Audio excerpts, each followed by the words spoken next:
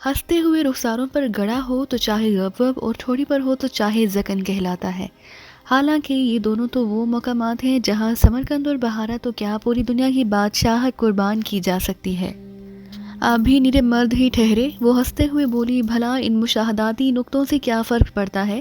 عورت تو بس عورت ہی ہوتی ہے، کالی ہو گوری ہو، اس کے سینے میں دل تو وہی عورت کا ہوتا ہے، مہربان اور محبت پرور۔ لیکن مرد دل نہیں، بس عورت کا ظاہر دیکھتا ہے اور حسن کی نزاکتوں میں الجھ کر رہ جاتا ہے، اندر جھانکنے کی زحمت نہیں کرتا۔ کم از کم تمہارے بارے میں یہ نہیں کہا جا سکتا۔ میں نے شوخ لہجے میں کہا، میں نے اندر کے حسن پر نثار ہو کر باہر کی خوبیاں تلاش کی ہیں، گڑے گومڑے تو بعد کی دریافتیں ہیں۔ بحث میں آپ سے جتنا ممکن نہیں، یہ بتائیں اکبر کو فون کب کریں گے؟ میں نے فوراً ہی اپنی جگہ چھوڑ دی اور فون پر ڈاکٹر اکبر کے نمبر ملانے لگا۔ غزالہ ہمتاً اشتیاق بنی میرے قریب کھڑی ہوئی تھی۔ اسپتال سے سلسلہ ملنے پر معلوم ہوا کہ ڈاکٹر اکبر اسپتال میں موجود نہیں۔ میں نے آپریٹر سے اسی گھر کا نمبر لیا اور اس پر رابطہ قائم کرنے لگا۔ میری دوسری کوشش برابر ثابت ہوئی اور تعارف ہوتے ہی ڈاکٹر کامران کے بارے میں حوصلہ افزا تفصیلات سننے کو ملی۔ کھانے سے فارغ ہو کر سلطان شاہ میرے سامنے آ بیٹھا اور حالی نگاہوں سے میری طرف دیکھنے لگا۔ اس نے مگہو پیر روڈ پر گندھک کے چشموں سے آگے جانے والے راستے پر ایک جگہ سلام کو نہایت اطمینان سے گاڑی سے اتار کر گولی کا نشانہ بنا دیا اور پھر سکون سے واپس لوٹ آیا، لیکن اپنی اس کامیابی کے باوجود وہ اداس تھا۔ کیا بات ہے، تم کچھ چپ سے ہو؟ میں نے اسے چھیڑا۔ دل پر بوجھ ہے، اس نے پھیکی مسکراہٹ کے ساتھ کہا۔ میں نے پہلی بار کسی زخمی اور نہتے دشمن کو دھوکے سے مارا ہے۔ وہ سمجھ رہا تھا کہ میں نے اسے واقعی اس ویرانے میں آزاد کر دیا، لیکن پیچھے سے پگھلا ہوا سیسا اس کے دل میں اتر گیا۔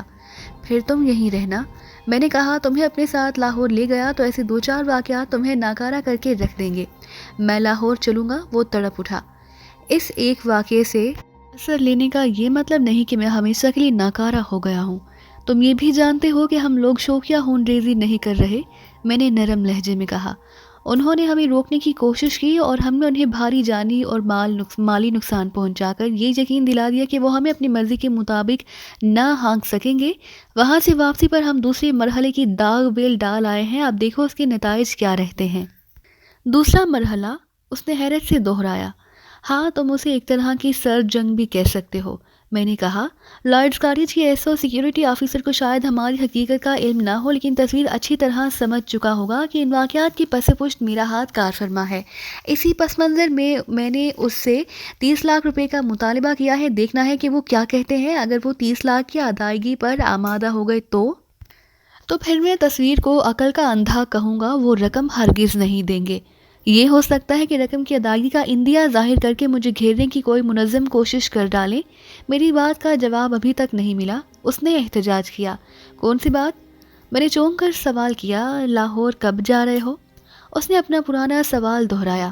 آج رات یا شاید کل تک، میں نے پرخیال لہجے میں کہا۔ ایسو کو میں نے 2 روز کی مہلت دی تھی جو کل ختم ہوگی۔ اسی اثنا میں وقت برباد کرنے کی بجائے ہم یہاں کچھ کارروائیاں کر سکتے ہیں۔ میں اچانک ہی دل گرفتہ سا ہو گیا۔ ملک میں استعمال ہونے والی منشیات کی فہرست بہت لمبی تھی۔ افیم، شراب اور چرس سے لے کر کوکین اور ہیروئن تک سینکڑوں نشے تھے جو نوجوان طبقے کی بنیادوں کو غیر محسوس طریقے سے مسمار کر رہے تھے۔ ان سب میں ہیروئن کا نشہ سر فہرست تھا۔ یہ جدید دور کا وہ شاذ و نشہ تھا جو انسانوں کو مفلوج کر کے اپنا غلام بنا رہا تھا۔ میں اس بھیانک جنس کے بڑے تاجروں سے واقف تھا، لیکن اس طرح حصار در حصار کام کر رہے تھے کہ میرے پاس ان کے خلاف کوئی ایسا ثبوت نہیں تھا جو قانون کی نظروں میں قابل قبول ہوتا۔ میں انفرادی طور پر ان سے لڑ سکتا تھا، لیکن قانون کی مدد لینے کا ارادہ بھی کرتا تو خود اس بری طرح قانون کے چنگل میں پھنس سکتا تھا، کیونکہ یہی ہمارا اور ہمارے ملک کا دستور تھا۔ چند گرام کی پڑیاں بیچنے والے اور ڈرائیور وغیرہ کی سطح کے کارندے ہر روز پکڑے جاتے تھے۔ ان گرفتاریوں کے اندراج سے وہ قانون کا پیٹ بھر دیا جاتا تھا، لیکن ان کی پشت پناہ برسوں گزرنے کے بعد بھی گرفت میں نہ آ سکے تھے۔ منشیات فروشوں کی زیر زمین دنیا میں بڑے بڑے ناموں کی ڈنکا بج رہا تھا۔ تاجروں اور صنعت کاروں سے لے کر اعلیٰ سرکاری اہلکاروں تک کے نام ایسے محبت آمیز انداز میں لیے جاتے تھے کہ ان ناموں پر رشک آتا تھا، لیکن اندھا اور بہرا قانون نہ ان چہروں کو دیکھ سکتا تھا نہ وہ نام سن سکتا تھا، اور ملک میں گناہوں کی فصل تیزی سے پروان چڑھی جا رہی تھی۔ ہم یہاں کیا کارروائیاں کر سکتے ہیں؟ سلطان شاہ کے سوال نے مجھے چونکا دیا۔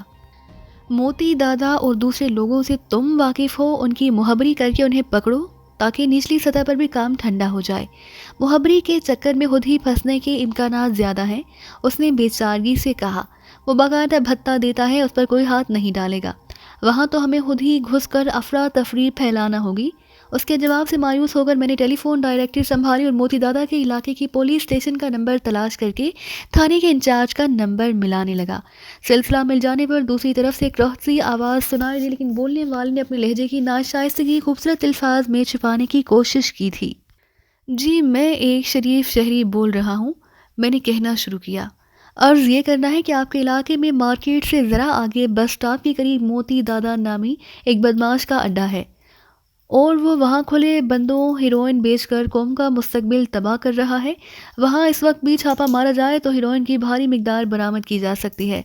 تمہارا نام پتہ کیا ہے؟ میرا مدعا سنتے ہی اس آواز سے ساری خوش دلی کافور ہو گئی۔ نام پتہ بتانا ہوتا تو فون کرنے کی بجائے خود ہی تھانے چلا آتا، میں نے معذرت خواہانہ لہجے میں کہا۔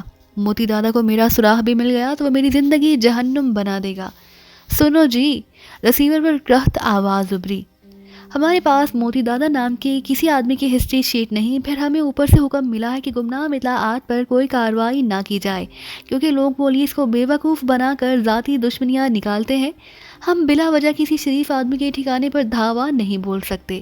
اطلاع درست ہے تو تھانے آ کر رپورٹ درج کراؤ، پھر ہم دیکھیں گے کہ کیا کارروائی ہو سکتی ہے۔ قانون اتنا آسان نہیں کہ تم فون کرو اور ہم رائفلیں سنبھال کر دوڑ لگا دیں۔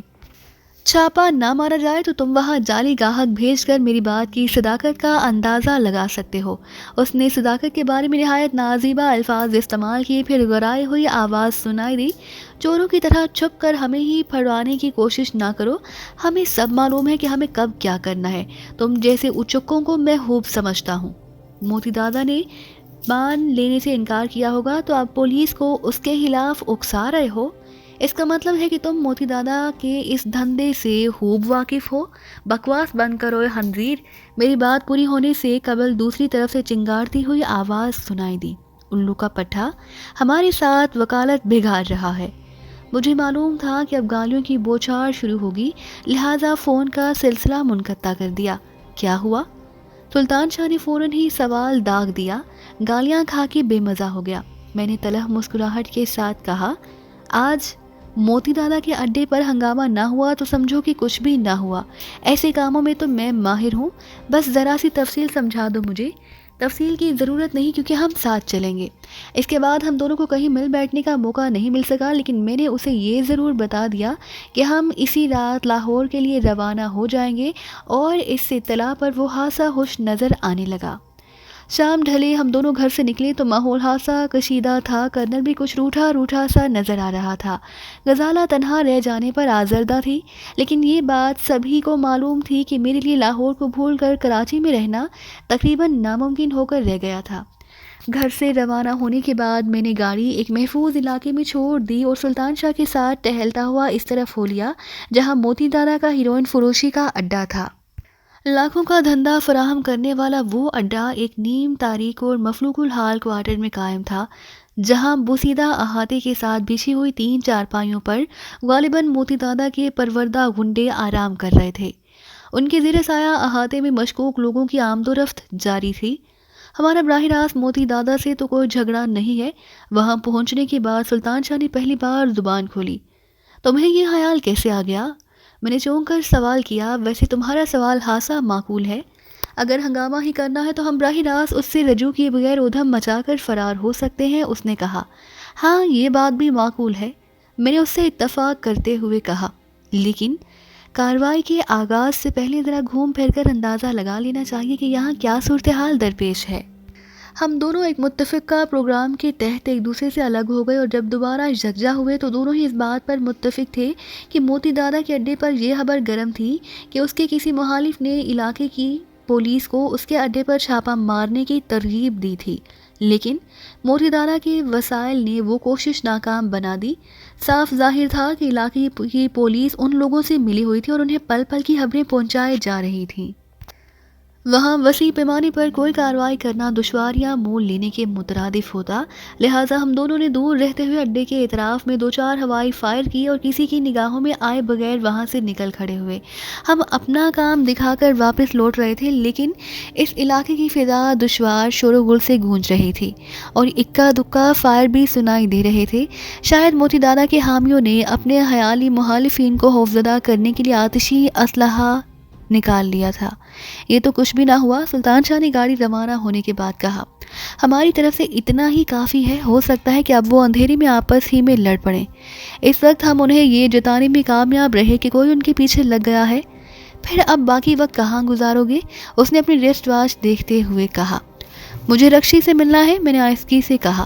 لیکن گھر سے چلتے وقت تو تم نے اس کا ذکر نہیں کیا تھا؟ اس نے حیرت سے سوال کیا۔ میں مسکرا دیا۔ غزالہ کے سامنے دانستہ اس کے ذکر سے گریز کر رہا تھا۔ کئی نام بار بار سامنے آتا رہے تو ذہن میں بلا وجہ شبہات سر ابھارنے لگتے ہیں۔ وہ تعاون کر رہی ہے تو میں سوچ رہا ہوں کہ اس سے کھل کر بات کر لی جائے۔ وہ خاموش ہو گیا اور میں نے تھوڑی دیر بعد کار سٹون ہاؤس سے کچھ فاصلے پر پارک کر دی۔ تم یہیں انتظار کرو، میں فارغ ہو کر جلد ہی واپس لوٹنے کی کوشش کروں گا۔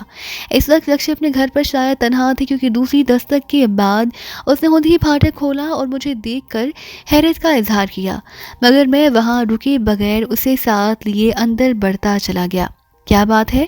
آج کچھ زیادہ ہی جوش میں نظر آ رہے ہو، وہ میری طرف دیکھتے ہوئے شوخ لہجے میں بولی۔ اس وقت محض تم سے ملنے کی نیت سے آیا ہوں۔ ماضی کی باتیں رہ رہ کر ذہن میں ڈنک مارتی رہتی ہیں اور میں ہمیشہ صبر کر کے رہ جاتا ہوں۔ سچ پوچھو تو تم ایک بدرو بن کر میرے ذہن سے چمٹ گئی ہو۔ بدرو؟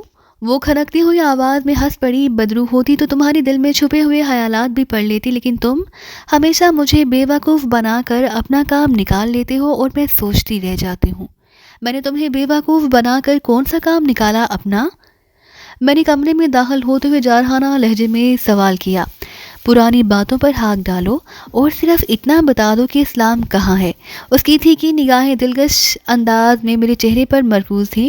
مجھے کیا پتا، میں تو خود اس کی تلاش میں ہوں۔ کل رات ڈھلے اس کا پتہ لے کر تمہارے پاس سے روانہ ہوا، آج صبح بلیو اسٹار ہوٹل پہنچا تو میرے پہنچنے سے پہلے ہی کہیں نکلا ہوا تھا۔ مجبور کرو گے تو مان لوں گی، وہ میری آنکھوں میں دیکھتے ہوئے بولی، لیکن حقیقت یہ ہے کہ اسے 8-10 بجے تک اپنے کمرے میں رک کر میری کال کا انتظار کرنا تھا۔ میں نے 9 بجے اسے فون کیا تو وہ غائب تھا۔ میرے پاس کوئی جادو کی چھڑی تو نہیں کہ کسی ہٹے کٹے آدمی کو یوں پلک جھپکتے میں غائب کر سکوں، میں نے چڑچڑے پن کا مظاہرہ کرتے ہوئے کہا۔ تم ہوٹل سے معلوم کر سکتی ہو کہ وہ کن حالات میں وہاں سے روانہ ہوا؟ اسے جہنم میں ڈالو، وہ پہلو بدلتے ہوئے بولی۔ میں معلوم کر چکی ہوں، وہ تنہا ہی گیا تھا، لیکن اس پر کوئی بہت ہی خاص ترکیب آزمائی گئی ہوگی، ورنہ وہ کسی قیمت پر 10 بجے سے پہلے اپنا کمرہ نہ چھوڑتا۔ میری طرف سے اس قدر بدظن ہو تو میرا یہاں آنا ہی بیکار ہے، میں نے اچاٹ لہجے میں کہا۔ میں سمجھ رہا تھا کہ تم نے خود ہی سلام کو ہوٹل سے ہٹا دیا تاکہ میں اس تک نہ پہنچ سکوں۔ اس نے مجھے صوفے پر بیٹھنے کو کہا اور بولی، تو یوں کہو کہ اس وقت بھی سلام کی تلاش میں آئے ہو؟ وہ میرا سسرالی نہیں کہ میں اس کی تلاش میں یوں ہوار ہوتا پھروں، میں نے ترش لہجے میں کہا۔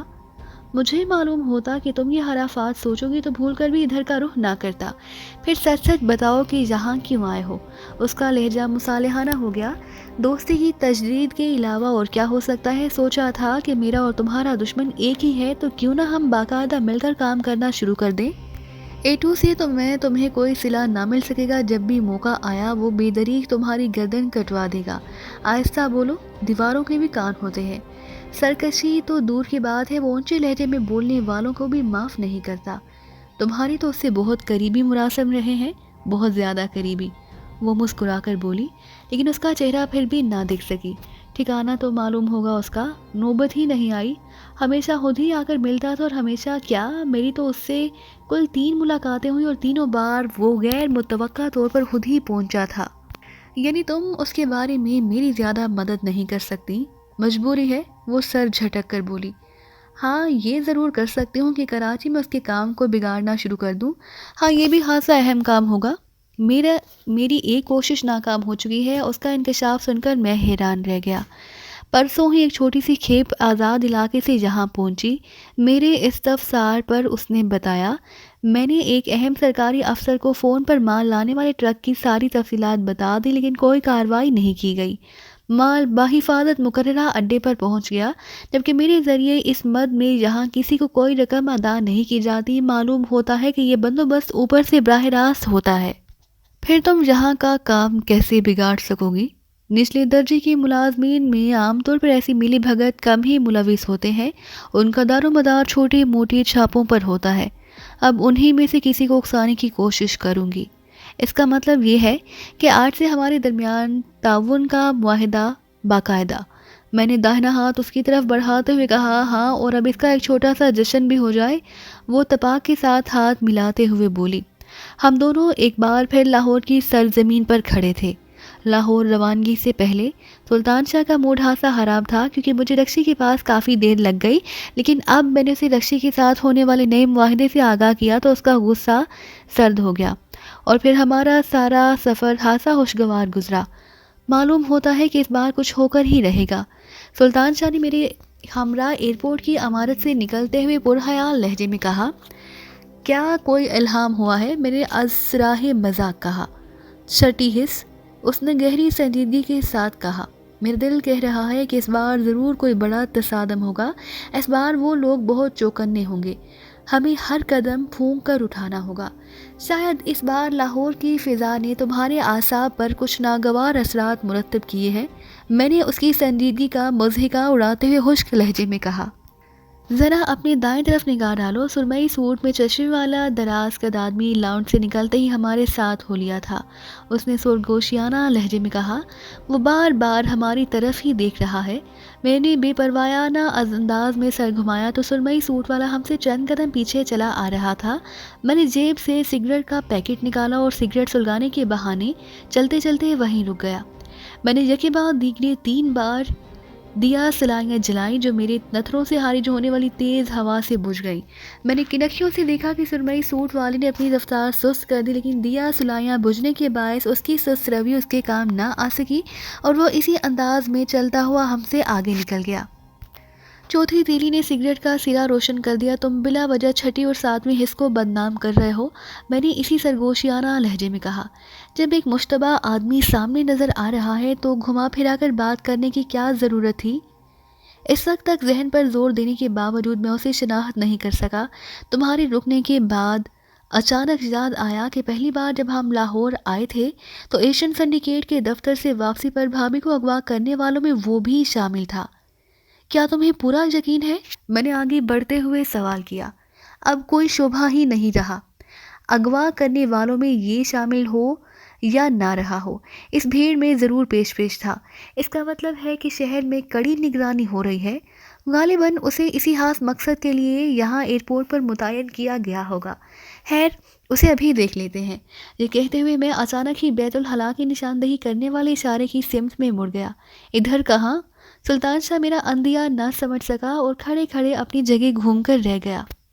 تمہیں یہاں کہیں، تم یہیں کہیں اوٹ میں ہو جاؤ، میں نے جلدی سے کہا، جہاں میں بیت الخلاء کی طرف جا رہا ہوں۔ وہ ہمیں دیر ہونے پر بوکھلا کر پلٹے گا، ہو سکتا ہے کہ سیدھا بیت الخلاء کا ہی رخ کرے، بس تم ہوشیاری سے اس کے پیچھے ہو لینا۔